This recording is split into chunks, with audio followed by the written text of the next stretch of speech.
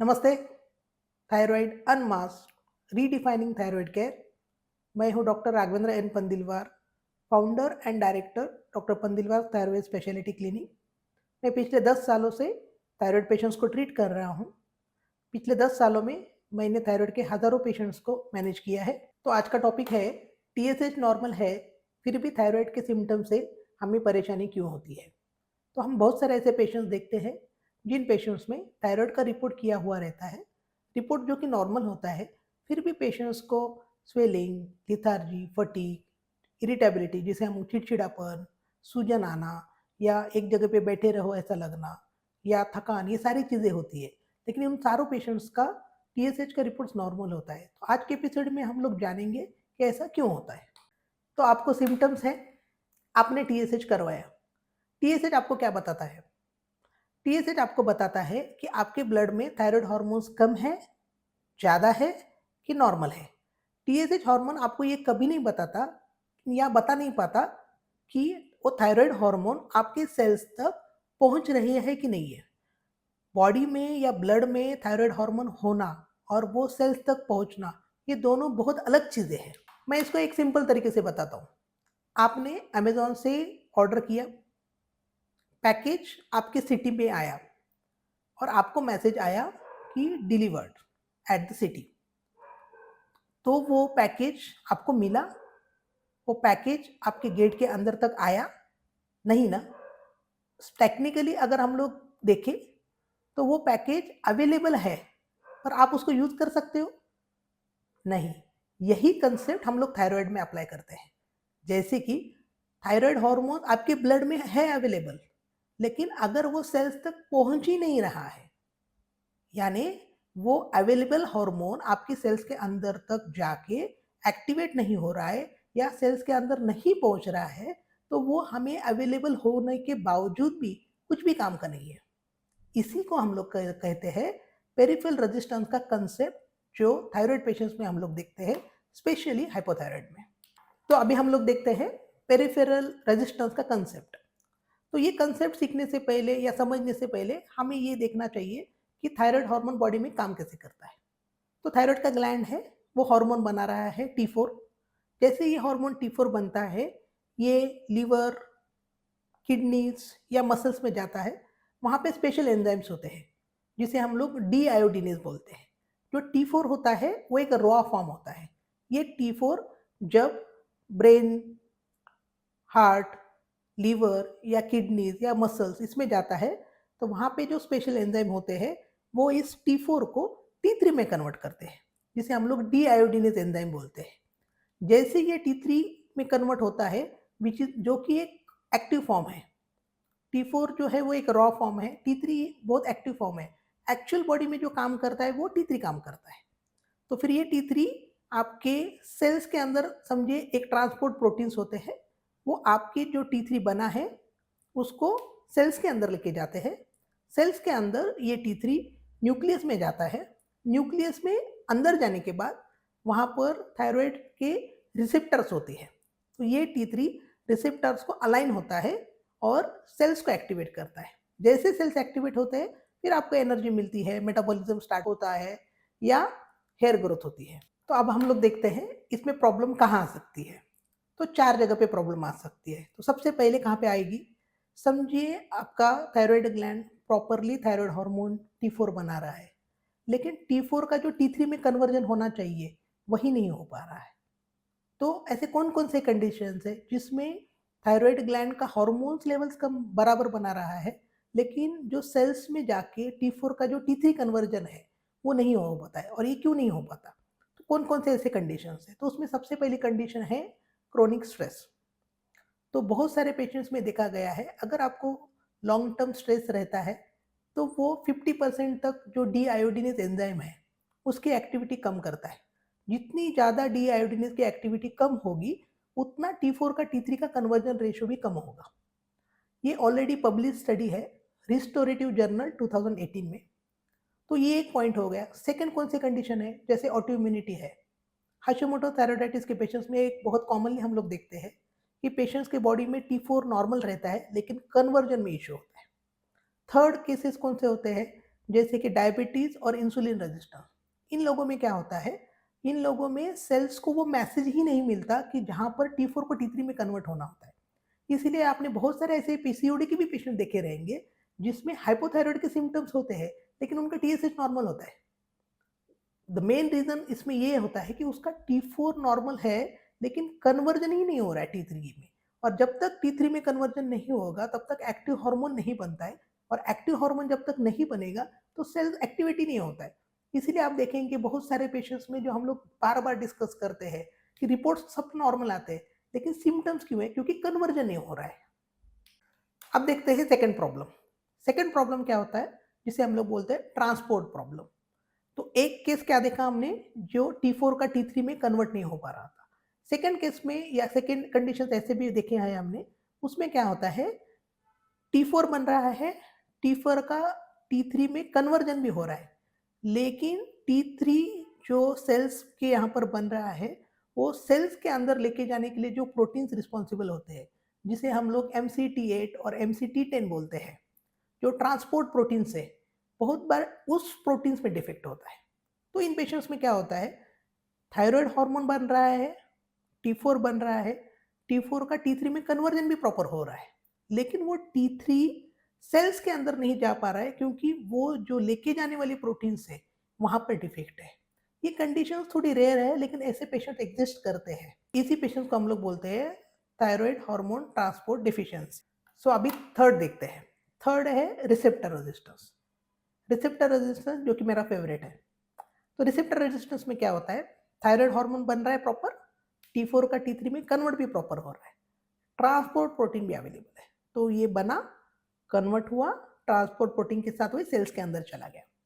Sales के अंदर उसका काम होता है न्यूक्लियस में थायराइड रिसेप्टर्स को जाके बाइंड करे और एक्टिवेट करे।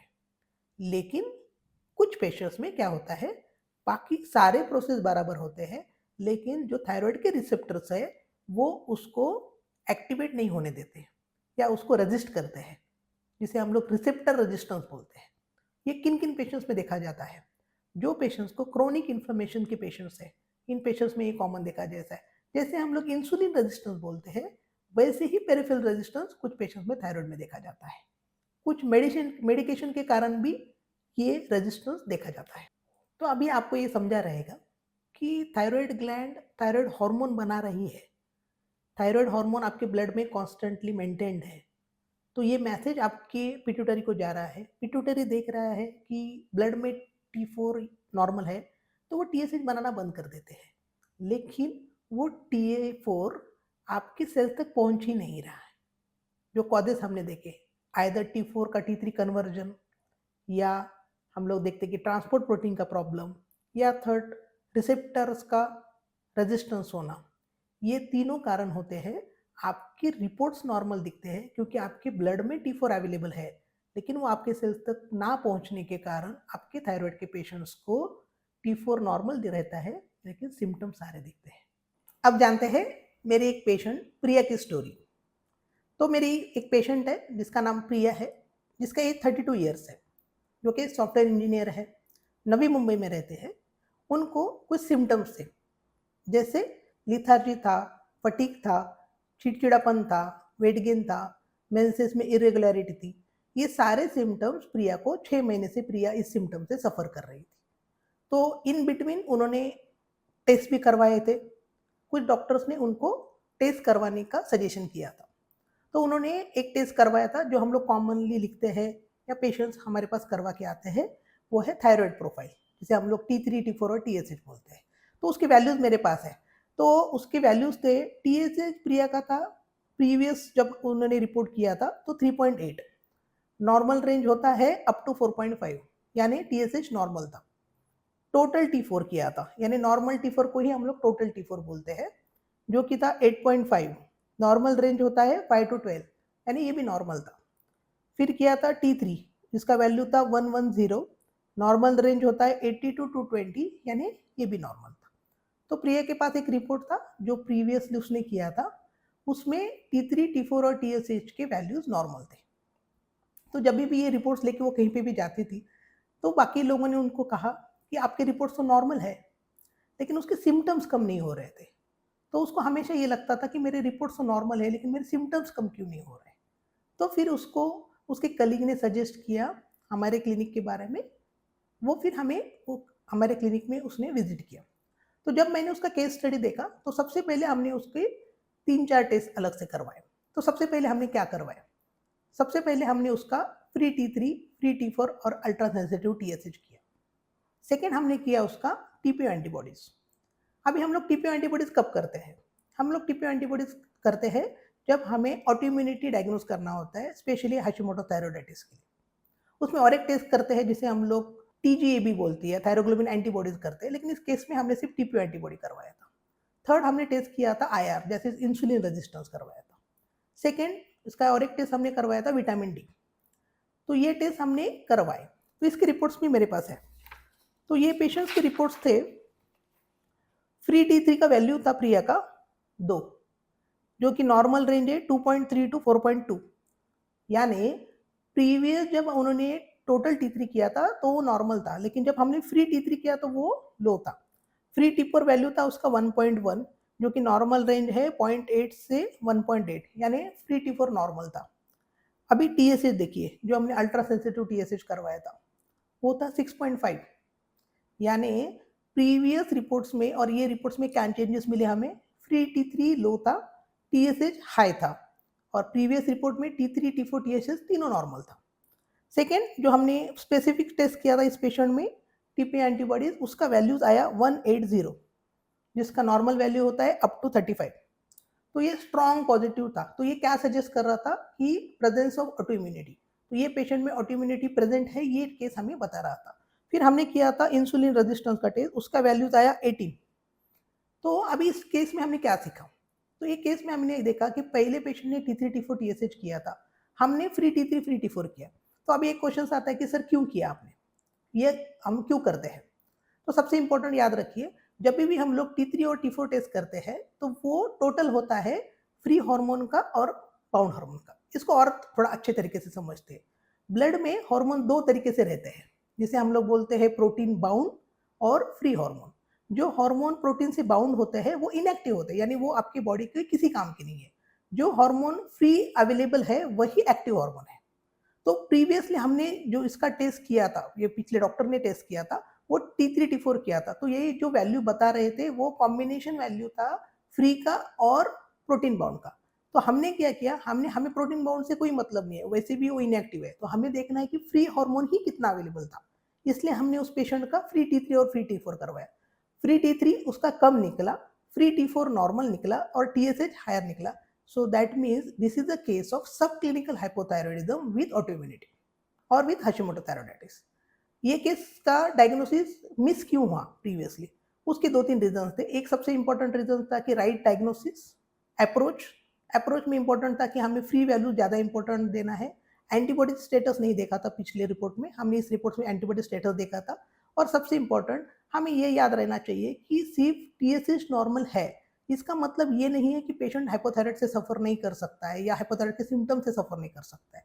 जैसे प्रिया के केस में आप देखिए, प्रिया से के केस में प्रीवियस TSH नॉर्मल था, लेकिन जब अभी हमने किया तो right now she is into सब क्लिनिकल हाइपोथायराइडिज्म, क्योंकि उसका T4 नॉर्मल है लेकिन TSH स्लाइटली रेज हुआ है। अब एक क्वेश्चन आपको याद आया रहेगा या क्वेश्चन आपको समझा रहेगा कि प्रीवियसली उसका T4, T3 दोनों नॉर्मल था। जब फ्री T3 और फ्री T4 किया तो फ्री T3 लो था। उसका रीज़न क्या हो सकता है? तो उसका रीज़न इस केस में ये है कि जैसे अभी हमने थोड़ी देर पहले डिस्कस किया था कि कहाँ-कहाँ प्रॉब्लम आ सकते हैं। उसमें सबसे पहले मैंने बताया था कि सबसे बड़ा प्रॉब्लम आता है कन्वर्जन में। बहुत सारे पेशेंट्स में T4 का कन्वर्जन T3 में नहीं हो पाता है। तो प्रिया के केस में भी वही हो रहा था। प्रिया के केस में थायराइड हार्मोन T4 बना रहा था, लेकिन सेल्स में जाके जो T4 का T3 कन्वर्जन होना चाहिए, जो हम लोग बोलते थे डी-आयोडीनेज का एक्टिविटी होना चाहिए था, वो नहीं हो रहा था। अभी वापस एक क्वेश्चन आता है क्यों नहीं हो रहा था? तो उस केस में क्यों नहीं हो रहा था? बिकॉज़ पेशेंट्स को ऑलरेडी ऑटो इम्यूनिटी था। जब भी हाशिमोटोज़ के पेशेंट्स हम लोग देखते हैं या ऑटो इम्यूनिटी पेशेंट्स को होता है, उस केसेस में कन्वर्जन रेशियो कम हो जाता है। यानी बॉडी में T4 अवेलेबल होता है लेकिन T3 में कन्वर्ट नहीं होता है। तो जब भी हार्मोन T3 में कन्वर्ट नहीं हो रहा है, तो सेल्स के अंदर ही नहीं जा रहा है, और सेल्स के अंदर नहीं जा रहा है तो सेल्स एक्टिवेट ही नहीं हो रहा है। इसलिए पेशेंट्स को सारे सिम्पटम्स होते हैं, पेशेंट को रिपोर्ट नॉर्मल होने के बावजूद भी। तो ये डिस्कशन से हमें क्या समझ रहा है कि ये डिस्कशन से जो हमारा टॉपिक है कि बहुत सारे पेशेंट्स में रिपोर्ट्स नॉर्मल होने के बाद भी सिम्टम्स क्यों होते हैं। वन ऑफ द रीजंस इसका होता है पेरिफेरल रेजिस्टेंस, जो हम लोग मिस कर देते हैं। तो प्रिया की ये थी पेरिफेरल रेजिस्टेंस की स्टोरी। तो अब हम देखते हैं कि आपके टीएसएच नॉर्मल है, आपको पेरिफेरल रेजिस्टेंस के साइंस हो सकते हैं या नहीं। तो मैं नीचे कुछ सिम्टम्स आपको सजेस्ट कर रहा हूँ, आपको वो सिम्टम्स है क्या नहीं है ये आप चेक करिए। जैसे कि लिथार्जी, परसिस्टेंट फटीग यानी थकान रहना, बहुत दिनों से आपको थकान महसूस होना, चिड़चिड़ापन, वेट गेन, हेयर फॉल, और फीमेल्स में मेंसेस इरेगुलरिटी रहना, और बहुत सारे पेशेंट्स में कोलेस्ट्रॉल का बढ़ा हुआ रहना। ये अगर सिम्टम्स आपको 6 महीने से या उससे ज़्यादा पीरियड के साथ है और आपका टीएसएच नॉर्मल है, तो ऐसा हो सकता है कि आपको पेरिफेरल रेजिस्टेंस प्रेजेंट रहेगा। तो आपको क्या करना चाहिए? तो आपको कुछ टेस्ट मैं आपको रिकमेंड कर रहा हूँ, वो आप पहले वो टेस्ट करवा लीजिए। तो उसमें सबसे इम्पोर्टेंट है फ्री T3, फ्री T4 और अल्ट्रा सेंसिटिव टीएसएच, जिससे हमें ये पता लगेगा कि एक्चुअल थायराइड में एक्टिव हार्मोन कितने कम है और टीएसएच कितना नॉर्मल है कि ज़्यादा है। सेकंड मैं रिकमेंड करूँगा आपको, आपका ऑटो इम्यूनिटी स्टेटस देख लीजिए, जिसे हम लोग टीपीओ एंटीबॉडीज बोलते हैं। थर्ड इंपॉर्टेंट है इंसुलिन रेजिस्टेंस IR, ये थर्ड टेस्ट आप करवा लीजिए। फोर्थ टेस्ट हम लोग क्लिनिक में करते हैं, थोड़ा कॉस्टली है, मैं सबको रिकमेंड नहीं करूँगा, लेकिन आप कर सकते हैं तो रिवर्स T3 का भी टेस्ट आप करवा सकते हैं। ये 3-4 टेस्ट आप करवा सकते हैं। उसके साथ में हमें कोई डेफिशिएंसी का भी देखना होता है, जैसे विटामिन डी, B12, ये 2 डेफिशिएंसी आपको है कि नहीं, वो भी आप रूल आउट कर लीजिए। तो इसके बाद क्या करना है? एक बार आपके पास रिपोर्ट आ गए, तो हमें उसका प्रॉपर असेसमेंट करना है, प्रॉपर इंटरप्रिटेशन रिपोर्ट करना है। इंटरप्रिटेशन ऑफ रिपोर्ट सबसे इंपॉर्टेंट स्टेप होता है, क्योंकि अगर आप रिपोर्ट्स कर रहे हैं तो उसका इंटरप्रिटेशन अगर प्रॉपरली तरीके से आप नहीं करेंगे, तो आपका डायग्नोसिस मिस हो जाएगा। अगर आप नवी मुंबई, मुंबई, पुणे में रहते हैं, तो आप हमारे क्लिनिक में विजिट भी कर सकते हैं। लेकिन अगर आप दूसरे कहीं पे रहते हैं, तो आप ऑनलाइन कंसल्टेशन के लिए भी आ सकते हैं, ऑनलाइन कंसल्टेशन हमारे से करवा सकते हैं। तो उसके बाद आप इंटरप्रिटेशन करवाइए। इंटरप्रिटेशन के बाद प्रॉपर डायग्नोसिस उस पेशेंट्स का अगर होगा, तो हम लोग राइट डायरेक्शन में अगर जाएंगे। तो मैं आपको एक चीज़ बताना चाहता हूँ कि थायराइड पेशेंट्स में अगर हम लोग राइट अप्रोच रखेंगे, तो थायराइड पेशेंट्स के सिम्टम्स भी कम होते हैं, डिसीज रिवर्स भी होता है, और ये मैंने बहुत सारे पेशेंट्स में किया है। इसका एक एग्जांपल अभी हमने प्रिया की स्टोरी से भी लिया है। प्रिया को हमने सक्सेसफुली रिवर्ट किया है नॉर्मल में। तो इस चीज़ में करने के लिए हमें क्या-क्या चीज़ें इंपॉर्टेंट होती है, उसमें हमें इंपॉर्टेंट होता है डाइट का बहुत बड़ा रोल होता है उसमें, लाइफस्टाइल मॉडिफिकेशन का बहुत बड़ा रोल होता है, कुछ आयुर्वेदिक हर्ब्स भी उसके साथ में देते हैं, जो मेटाबॉलिज्म को बूस्ट कर सके। उसके साथ-साथ स्ट्रेस मैनेजमेंट का भी बहुत बड़ा रोल होता है, लेकिन इन सबसे बड़ा रोल होता है आपके डायग्नोसिस का। अगर आप प्रॉपर डायग्नोसिस कर रहे हैं और उसका डायग्नोसिस के अकॉर्डिंगली आप डायरेक्शन में जाके लाइन ऑफ मैनेजमेंट कर रहे हैं, तो मुझे नहीं लगता कि थायराइड ट्रीटमेंट करने के लिए, थायराइड डिसऑर्डर्स या थायराइड पेशेंट्स को नॉर्मल करने में या उनके सिम्पटम्स नॉर्मल करने में या डिसीज़ रिवर्ट करने में कोई दिक्कत आ सकती है। तो ये था हमारा एपिसोड, जो कि पेरिफेरल रेजिस्टेंस के लिए था। मुझे आप कमेंट करके बताइए कि आपको ये एपिसोड कैसा लगा। अगर आपके कुछ सजेशंस रहेंगे या आपके कुछ डाउट्स रहेंगे, तो आप नीचे कमेंट बॉक्स में आप मेंशन कर सकते हैं। मैं उसका डेफ़िनेटली आंसर करूँगा। Thank you.